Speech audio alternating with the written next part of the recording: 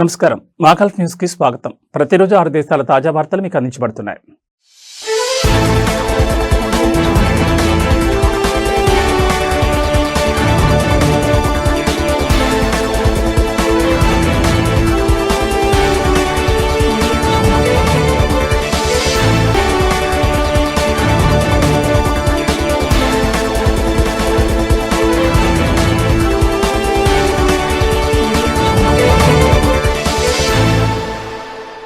ఖతార్లో అధిక ఉష్ణోగ్రతలు కొనసాగుతున్న నేపథ్యంలో వేసవి పనివేళలకు సంబంధించిన నిబంధనలను యజమానులు, కార్మికులు తప్పనిసరిగా పాటించాలని కార్మిక మంత్రిత్వ శాఖ సూచించింది.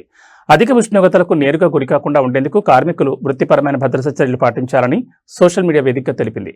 అధిక ఉష్ణోగ్రతల కారణంగా తలెత్తే అనారోగ్యాలు, హీట్ స్ట్రోక్ వంటి సమస్యలు నివారించేందుకు నిబంధనలు ఖచ్చితంగా అమలు చేయాలని స్పష్టం చేసింది.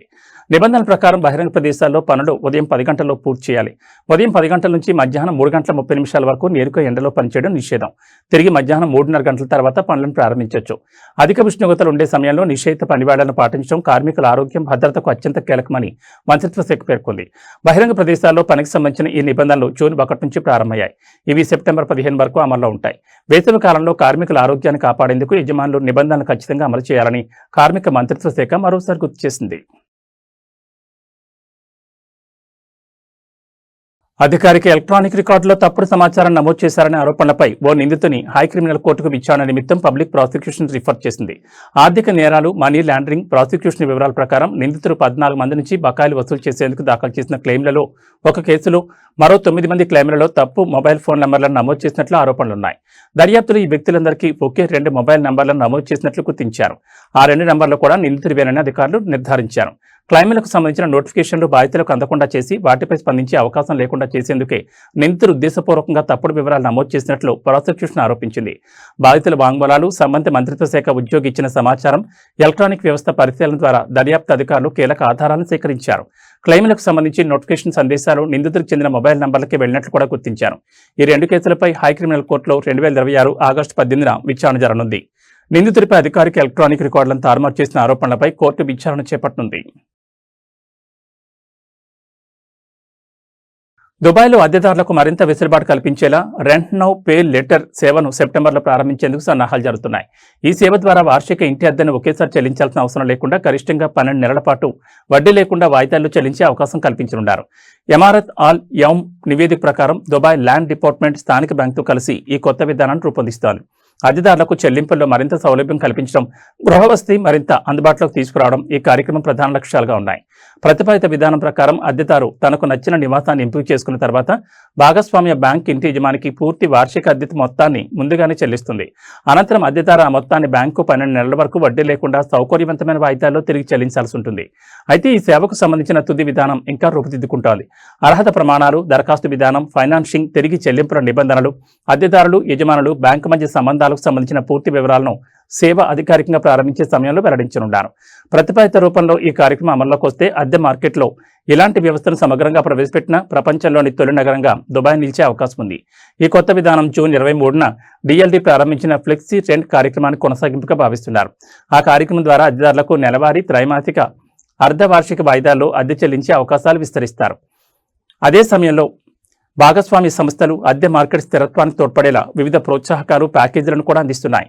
విభిన్న వర్గాల ప్రజలకు అనుకూలమైన గృహ పరిష్కారాలను అందించడం, జీవన ప్రమాణాలను మెరుగుపరచడం ఈ చర్యల ప్రధాన ఉద్దేశంగా ఉంది.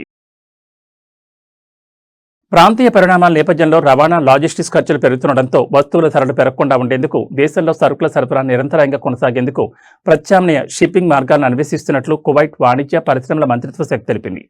హోర్ముజ్ జలసంధి చుట్టూ నెలకొన్న పరిణామాలు, సముద్ర రవాణా, షిప్పింగ్ మార్గాలపై చూపుతున్న ప్రభావంపై చర్చించేందుకు మంత్రిత్వ శాఖకు చెందిన కమర్షియల్ కంట్రోల్, కన్జ్యూమర్ ప్రొటెక్షన్ విభాగం బుధవారం షిప్పింగ్ కంపెనీల ప్రతినిధులతో సమావేశమైంది.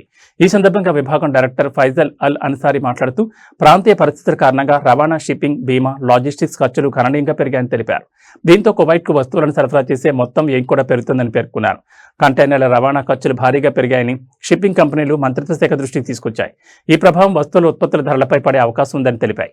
ఈ పరిస్థితిని ఎదుర్కొనేందుకు ప్రత్యామ్నాయ షిప్పింగ్ మార్గాలు, నౌకాశ్రయాలను వినియోగించేందుకు ప్రయత్నిస్తున్నట్లు కంపెనీ వెల్లడించాయి.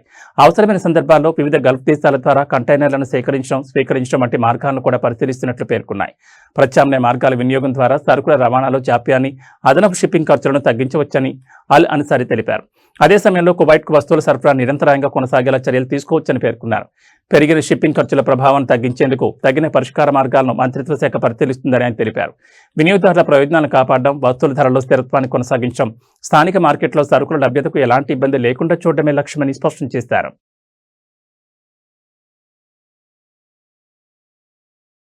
విరాళాల సేకరణ కార్యక్రమాల్లో పారదర్శకత, విశ్వసనీయతను పెంపొందించేందుకు Saudi Arabia non profit sector కోసం జాతీయ కేంద్రం కొత్త ముసాయిదా నిబంధనలను విడుదల చేసింది. ఈ ప్రతిపాదిత ఫండ్ రైజింగ్ గవర్నెన్స్ రూల్స్లో భాగంగా విరాళాల సేకరణ ప్రకటనలు, ప్రచార కార్యక్రమాల్లో పిల్లలను ఉపయోగించడాన్ని నిషేధించే నిబంధనలు ప్రతిపాదించారు. ఈ ముసాయిదా నిబంధనలను ప్రజల అభిప్రాయాలు, సూచనల కోసం ఇస్తిత్లా పబ్లిక్ సర్వే ప్లాట్ఫామ్లో అందుబాటులో ఉంచారు. ప్రజలు సెప్టెంబర్ 10 వరకు తమ అభిప్రాయాలను తెలియజేయొచ్చు. ప్రతిపాదిత నిబంధనల ప్రకారం విరాళాలు సేకరించే సంస్థలు ప్రత్యేక లైసెన్స్ పొందాలి. ఇందుకోసం సంస్థకు ఆ కార్యకలాపాలు నిర్వహించేందుకు చట్టబద్ధమైన అనుమతి ఉండాలి. కనీస పాలనా ప్రమాణాలు పాటించడంతో పాటు దరఖాస్తుకు ముందు ఏడాది కాలంలో తీవ్రమైన ఉల్లంఘనలు నమోదై ఉండకూడదు. అంతేకాకుండా సంబంధిత ప్రభుత్వ సంస్థల నుంచి అవసరమైన అనుమతులు పొందాలి. విరాళాల సేకరణ లక్ష్యాలు, ఖర్చులతో కూడిన సమగ్ర ప్రణాళికను కూడా సమర్పించాల్సి ఉంటుంది. మొత్తం 18 ఆర్టికల్స్తో రూపొందించిన ముసాయిదాలో ప్రతి లైసెన్స్ను నిర్దిష్ట కార్యక్రమం లేదా లక్ష్యం కోసం మాత్రమే జారీ చేయాలని ప్రతిపాదించారు. లైసెన్స్ గడువు, వస్తు రూపంలోని విరాళాల సేకరణకు సంబంధించిన భౌగోళిక పరిధిని కూడా స్పష్టంగా పేర్కొనాల్సి ఉంటుంది.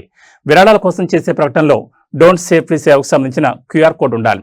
దీని ద్వారా దాతలు సంబంధిత సంస్థకు చెల్లుబాటు అయ్యే లైసెన్స్ ఉందా, ఆ లైసెన్స్ పరిధి ఎంత అనే విషయాలను ధృవీకరించుకోవచ్చు. ప్రకటనల్లో తప్పుడు, అతిశయోక్తి లేదా తప్పుదారి పట్టించే సమాచారం ఉండకూడదు. ఖచ్చితమైన ప్రతిఫలం లభిస్తుందనే హామీలు ఇవ్వడం, మతపరమైన వచనాలను తప్పుగా అర్థం వచ్చేలా ఉపయోగించడం కూడా నిషేధించనున్నారు. అదేవిధంగా పిల్లలను ప్రకటనలో ఉపయోగించడం, దాతృత్వ కార్యక్రమాల ప్రతిష్టకు భంగం కలిగించే లేదా వివాదాలకు దారితీసే కంటెంట్ను ప్రచురించడం నిషేధించాలని ప్రతిపాదించారు. విరాళాలు అందుకునే లబ్ధిదారుల గౌరవం, వ్యక్తిగత గోప్యతను కాపాడేందుకు కూడా నిబంధనలు ప్రతిపాదించారు. వారి మానవతా పరిస్థితులను దుర్వినియోగం చేసే విధంగా ఫోటోలు తీయడం లేదా ప్రదర్శించడంపై నిషేధం విధించారు. అలాగే వ్యక్తిగత ఫోన్ నెంబర్లు వంటి సమాచారాన్ని ప్రచార సందేశాల కోసం ఉపయోగించే ముందు సంబంధిత వ్యక్తుల అనుమతి తీసుకోవాలి. వారు ఎప్పుడైనా ప్రచార సందేశాల నుంచి వైదొలిగే అవకాశం కల్పించాలి. దోఫర్ గవర్నరేట్లో వారం రోజుల పాటు నిర్వహించనున్న ఎయిర్ స్పోర్ట్స్ విలేజ్ కార్యక్రమాలు ఘనంగా ప్రారంభమయ్యాయి. Oman air force committee, heritage మరియు పర్యాటక మంత్రిత్వ శాఖ సహకారంతో ఈ కార్యక్రమం నిర్వహిస్తున్నారు. ఆగస్టు 17 వరకు ఈ వేడుకలు కొనసాగనున్నాయి. ప్రారంభోత్సవంలో భాగంగా ఆకాశంలో నిర్వహించిన వివిధ విన్యాసాలు సందర్శకులు, పర్యాటకులను విశేషంగా ఆకట్టుకున్నాయి. ఈ కార్యక్రమంలో పారాగ్లైడింగ్, గాలిపటాల ఎగరవేత, డ్రోన్ ప్రదర్శనలు వంటి పలు ఎయిర్ స్పోర్ట్స్ కార్యకలాపాలు నిర్వహించారు. Oman air sports committee chairman doctor Ahmed Al Alawi మాట్లాడుతూ, ఎయిర్ స్పోర్ట్స్ను సమాజ సంస్కృతిలో ఒక భాగంగా మార్చడంతో పాటు దోఫార్లో పర్యాటక రంగాన్ని ప్రోత్సహించడం ఈ కార్యక్రమం ప్రధాన లక్ష్యమని తెలిపారు. ఈ ఏడాది ఎయిర్ స్పోర్ట్స్ విలేజ్లో సందర్శకులు, పర్యాటకులు వర్చువల్ రియాలిటీ సాంకేతికత ద్వారా విమానయాన అనుభూతిని పొందే అవకాశం కల్పించినట్లు తెలిపారు. ప్రారంభోత్సవం ముగింపు సందర్భంగా కార్యక్రమాన్ని సహకరించిన ప్రభుత్వ, ప్రైవేట్ రంగ సంస్థల ప్రతినిధులను తఖావలి షేక్ తారిక్ ఖాలిద్ అల్ హెనాయత్ సత్కరించారు. ఎయిర్